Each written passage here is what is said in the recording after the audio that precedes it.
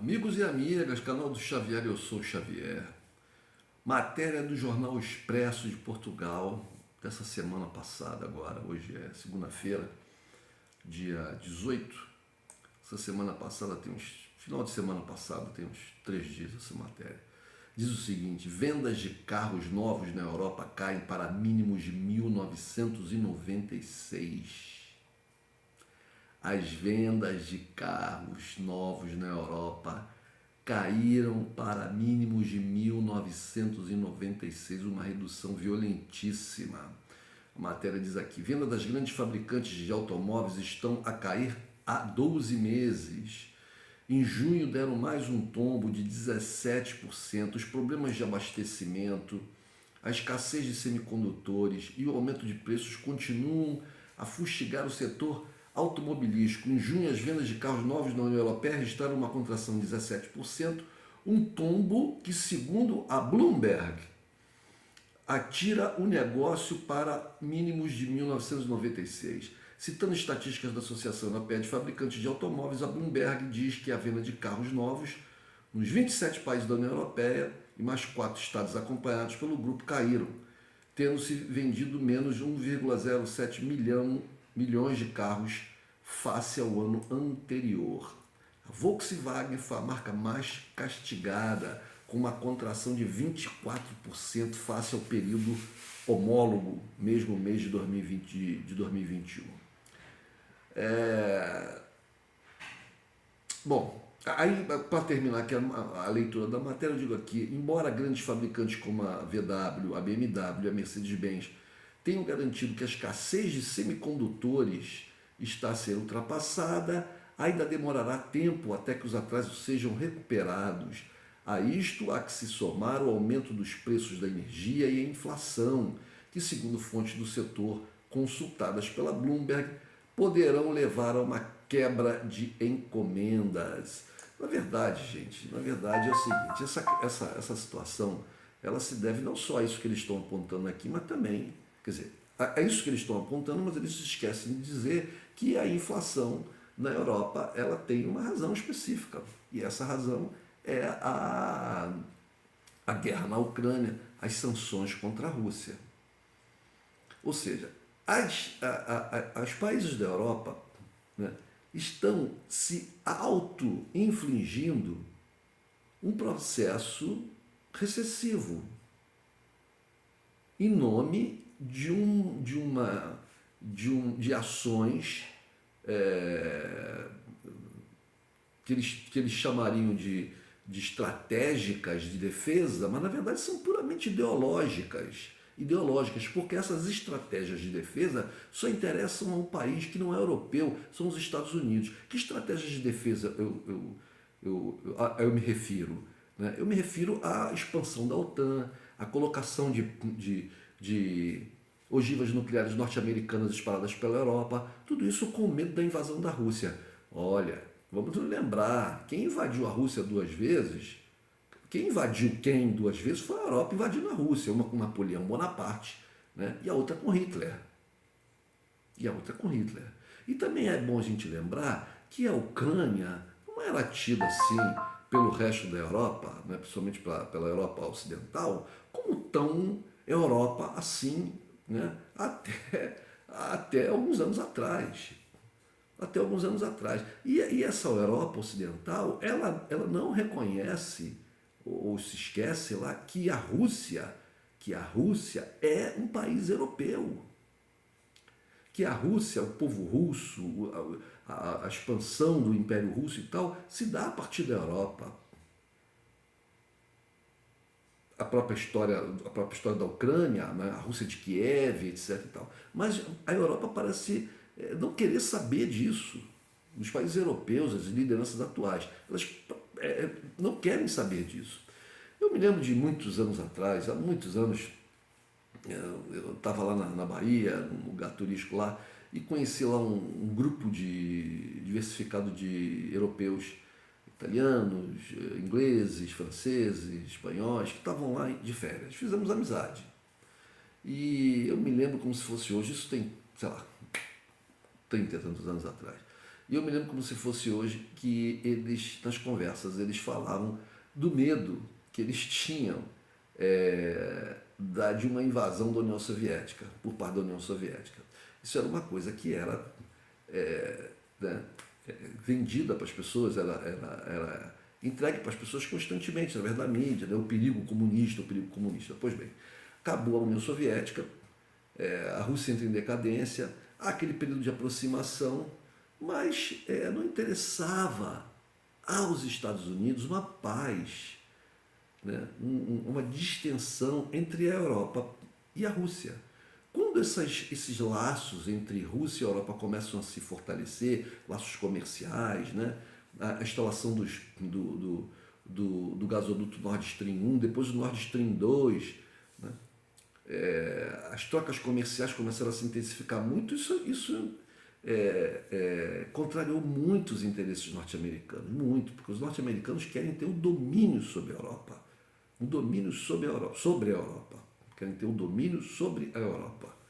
E, portanto, uma aproximação com um país como a Rússia, que é um país muito grande e militarmente poderoso, não era interessante para os Estados Unidos. Então, os americanos começaram de novo a obrigar, né, a Europa, através da OTAN, a ter uma política de agressão à Rússia, porque você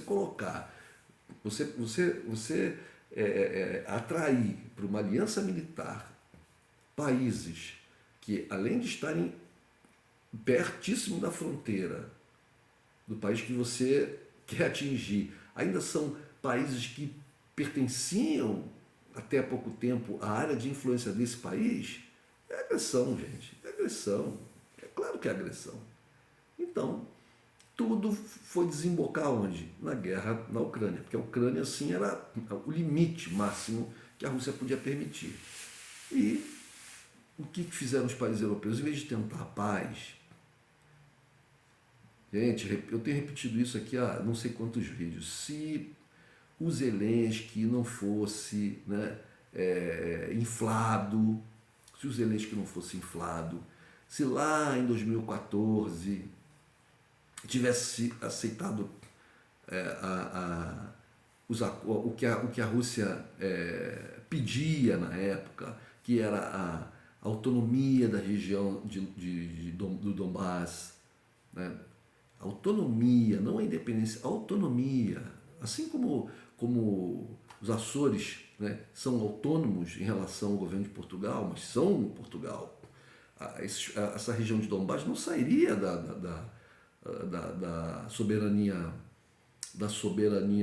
ucraniana, mas teriam autonomia, teriam mais autonomia, né? O caso da Crimeia é diferente, né? Ali tem a base militar russa, os russos não iam entregar isso de bandeja, né? Mas a Crimeia é uma coisa recente até para a Ucrânia. Então, autonomia para o Donbass, a Crimeia voltando para a Rússia e um acordo escrito de que a Ucrânia não entraria para a OTAN. Não teria havido essa invasão, não teriam morrido essas milhares de pessoas, não teriam fugido milhões de pessoas, não teria criado o caos que se criou na Ucrânia e que a Ucrânia vai pagar um preço muito caro, mesmo que a Rússia não invada a Ucrânia toda, não tome a Ucrânia toda. O que restar da Ucrânia vai pagar um preço muito alto por décadas e décadas e décadas. Os ucranianos estão condenados desde o dia 24 de fevereiro, parece que foi o dia que começou a guerra, eles estão condenados por décadas e décadas e décadas de pobreza. Porque as armas que foram entregues a eles, que foram entregues ao governo da Ucrânia, não foram doadas, elas foram financiadas, eles vão ter que pagar para os Estados Unidos e para outros países da Europa. Uma parte foi doada, mas uma parcela não. Eles vão ter que pagar. Os americanos, esses bilhões que os americanos dão em armas aí, é financiado. Vamos fazer agora ficam planejando uma ajuda para a Ucrânia. Essa ajuda vai ser todo dinheiro emprestado, que a Ucrânia vai ter que pagar. A infraestrutura do país detonada, né? O país perde uma parcela considerável do seu território de áreas mais ricas perde uma parte considerável se os russos não resolverem invadir Odessa, no mínimo, ou perdem o acesso completo, ou pelo menos perdem uma parte importantíssima do seu acesso ao mar. Como o país vai ficar? Como é que a Ucrânia vai ficar? Bom, mas voltando à questão da questão econômica na Europa, essa queda, né, brutal da venda de carros, se não é uma recessão, já é um prenúncio fortíssimo da recessão chegando aí. E veja, nós estamos no verão na Europa agora, né, onde o consumo de energia é menor. O consumo de energia é menor. E o comércio está mais ativo, porque as pessoas estão na rua, né? Existem, o turismo está mais ativo, etc. Mas quando chega o inverno, essas atividades, né, de bares, restaurantes e tal, diminuem bastante, mesmo tendo um aquecimento, mas diminui, as pessoas saem menos de casa, né? O turismo também cessa de forma muito grande, porque as pessoas não vão, sabe, a não ser nas áreas de esqui, mas as pessoas não vão para os lugares para sentir frio, né? Então, se nós estamos agora num período mais ativo economicamente da Europa, já com dificuldade financeira dessa monta, imagina no inverno. E se os russos levarem a cabo o que os europeus estão aí chorosos prevendo, de que os russos fechem a torneira do gás? Olha, os europeus não podem reclamar, não podem reclamar. Taxaram o gás russo como uma coisa demoníaca, né? Ficaram aí fazendo defesa do abandono total do consumo do gás russo, buscar outras fontes, desenvolver outras tecnologias. Estão falando isso em toda a mídia europeia. Os russos, tá, vocês vão abandonar o nosso gás, então vão abandonar agora. Pois bem, se os russos fizerem isso, o que será? O que será? A Alemanha, vocês viram que 24% foi a queda da Volkswagen, acima dos 17% de queda referente ao mês anterior, em média, das produtoras de automóveis. Mas a Volkswagen, que é alemã, né, uma das principais, foi uma queda de 24% em relação ao ano passado, né? Que já foi um ano difícil, que o outro ano já foi difícil, desde a pandemia que os anos, né, as vendas já vêm difíceis. Então, isso reflete o quê? Reflete a situação econômica complicada que está na Alemanha. Se os russos fecharem o gás, não vai ser só um período de um ano sem gás, né? Não vai ser só um inverno difícil, com talvez até racionamento ou coisa desse nível, não, gente. Vai ser muito pior, porque os alemães vão ter que correr atrás de gás, de fontes de energia para poder compensar, substituir o gás russo. Bom, essas fontes na Alemanha, gás não existe. Então o que eles vão fazer? Vão queimar carvão, como já foi autorizado lá, como os verdes no poder na Alemanha. Os verdes, o Partido Verde, que está nessa coligação do Olaf Scholz aí, com cargos importantíssimos como ministro da Economia e da Segurança Climática, se não me engano o termo é esse, o mesmo ministério, né? É um cara do Partido Verde. Se eles utilizarem o carvão, eles vão criar uma poluição violenta, porque eles abandonaram o carvão aí há décadas atrás. E é claro que o parque industrial aumentou a produção, então precisa de muito mais carvão do que eles queimavam antigamente. A poluição vai aumentar muito na Alemanha. Vai aumentar muito sob a batuta dos verdes. E eles querem fechar, os alemães, o governo não abre mão disso, pelo menos até agora não deu sinais que vai mudar isso, eles querem fechar as 3 usinas nucleares que eles têm lá, porque também queriam abandonar a energia, a produção de energia elétrica pelas usinas nucleares. Se eles fizerem isso, gente, vai ser uma espécie de um araquiri, um suicídio. Porque as indústrias, a indústria e as pessoas, as casas, mas a indústria precisa de energia elétrica. Não vai ter energia elétrica, acho que nem o carvão consegue compensar isso. E eles vão comprar o que? Gás fora, muito mais caro do que eles compram na Rússia. O que vai acontecer? as coisas vão ficar mais caras na Alemanha, a população vai empobrecer, vai ter que pagar mais por gás, pela energia elétrica, etc. E os produtos alemães vão ficar mais caros. Então a competição no mercado internacional vai ser mais difícil para a Alemanha. Ela vai perder mercados. Eu estou falando só da Alemanha, mas isso pode se estender à Europa como um inteiro, a França, a Itália.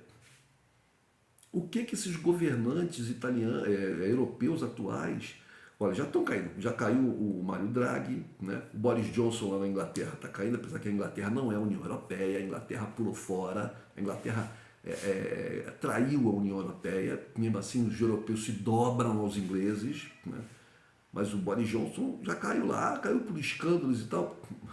Se a economia estivesse bombando lá no Reino Unido, ele não teria caído. Ele não teria caído. O problema é que lá no Reino Unido a inflação está altíssima. Altíssima. Algumas coisas aumentaram 600%. E eles não estão acostumados com isso. Os ingleses, os europeus em geral, eles não estão acostumados com isso. Na Europa não aconteceu como aqui no Brasil, de forma mais recente, a gente saiu de um processo inflacionário muito alto, né, nos anos 90, quando instituíram o Plano Real no Brasil. O governo Fernando Henrique, o Itamar Fernando Henrique.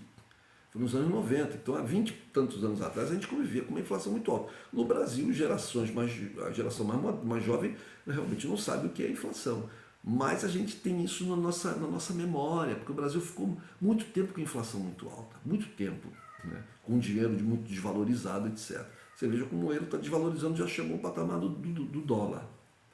Então os europeus não estão acostumados com isso. Isso está causando muito descontentamento. Mas a grande mídia, ela é uma barreira de contenção ali. Ela fica só colocando notícias boas e notícias de cunho puramente ideológico, falando lá do heroísmo do Zelensky e atacando a Rússia e tal, isso para tirar a atenção das pessoas daquilo que verdadeiramente importa. Mas não consegue enganar todo mundo o tempo inteiro. Chega um momento que não dá. Então, vocês vejam, lá na França o Macron ganhou a eleição, mas possivelmente vai ter problemas, né, na parte legislativa. O Mário Draghi, da Itália, né, já está um pé fora. O Boris Johnson, na Bulgária, teve problema também. Né? O Olaf Scholz está com um governo com uma impopularidade muito grande. Gente, o problema é que isso não fica restrito à Europa também, gente. A gente aqui no Brasil, ou em outros lugares do mundo, se a Europa entra numa recessão, o mundo inteiro entra. O mundo inteiro entra. Né? Atinge a gente aqui. É isso. Isso tudo por culpa de quem? Tem um país que está enfrentando uma inflação alta também, isso está tendo um problema. O governo também está com uma impopularidade muito grande, que são os Estados Unidos, né? Joe Biden está com uma popularidade baixíssima. Né? Mas os Estados Unidos, os grandes capitalistas, as grandes empresas estão ganhando dinheiro. O petróleo aumentou, os americanos são grandes produtores, eles estão ganhando dinheiro. E com a exportação de gás para a Europa, eles vão ganhar mais dinheiro também. E o governo americano está muito preocupado com o seu povo, não. Se tivesse, não estaria acontecendo nos Estados Unidos já há algum tempo, que a gente vê aí, qualquer um pode acessar aí o YouTube mesmo e ver aí os canais aí que retratam como é que está a população americana morando nas ruas, em barracas. Cada vez aumenta mais. País riquíssimo, poderosíssimo, e o povo morando na rua. Milhares e milhares de pessoas nas ruas das grandes cidades americanas, tomadas por vícios de drogas pesadíssimas. Os Estados Unidos vão virar uma grande cracolândia. É isso. Um abraço, gente.